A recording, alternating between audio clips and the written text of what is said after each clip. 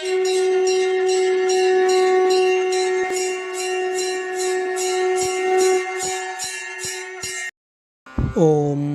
ஸ்ரீ குருப்பியோ நமஹ. ஓம் கம் கணபதையே நமஹ. நம்ம ஸ்ரீநிகேதன் வலைதளம் வாயிலாக முருகப்பெருமானுடைய சஹஸ்ரநாமத்திலிருந்து தினமும் ஒரு நாமாவளியை செஞ்சு வச்சுருக்கோம். இன்றைய தினம் 751வது நாமாவளியாக ஓம் லோக சிக்ஷாய நமஹ.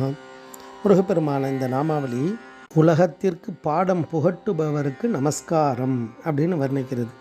அதாவது ஒவ்வொரு உயிருக்கும் ஒவ்வொரு விதமான காரண காரியத்தால் செயலால் பாடத்தை புகற்றார், அதாவது கற்பிக்கிறார். அதனால தான் சிக்ஷகா அப்படின்னா கற்பிப்பவன் அர்த்தம்.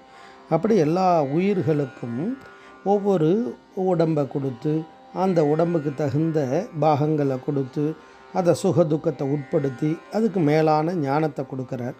அப்போ அதில் என்ன பண்ணுறார், அதில் வரக்கூடிய சுக துக்கங்கள் நல்லது கெட்டது அதுக்கான தண்டனைகளை கொடுத்து அதுக்கான ஞானத்தை பிரகாசிக்க செய்கிறார். அப்போ இந்த உலக உயிர்களுக்கெல்லாம் ஒரு ஆச்சாரியராக இருக்கார். கற்பிக்கிறது சிக்ஷணம் அப்படின்னால கற்பித்தல் அப்படின்னு அர்த்தம். அப்போ இறைவன் இதை செய்தால் நன்மை, இது செய்தால் தீமை, இதை செய்தால் மறுபிறப்பு வரும், மறுபிறப்பிலும் துன்பம் வரும், இதை செய்தால் எந்த ஜென்மாவிலையும் இந்த ஞானமானது நம்ம கூடயே வரும் அப்படின்றதெல்லாம் சுவாமி உணர்த்துறார். அப்படி அந்த இறை அருளால் தான் உயர் ஞானத்தை அடைய முடியும். உயர் ஞானத்தை அடைந்து தான் அனுபூதியில் கேட்குறார். 7 ஜனனம் கெட மாயை விடா மோ வேடனை என்று முடிந்திடுமோ கோவே குரமின் கொடிதோல் புணரும் தேவே சிவசங்கர தேசிகனே அப்படின்னு கேட்பார்.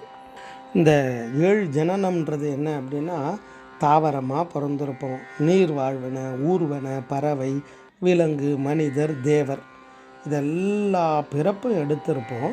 அப்போ அதில் எல்லாத்துலேயும் எது வரும்னா 3 விதமான ஈஷணாத்ரயம் அப்படின்னு சொல்கிறது.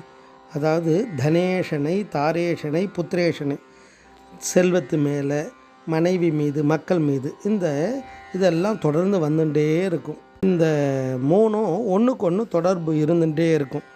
அப்போ அதால் தான் பல பிறப்புகளே ஏற்படுது.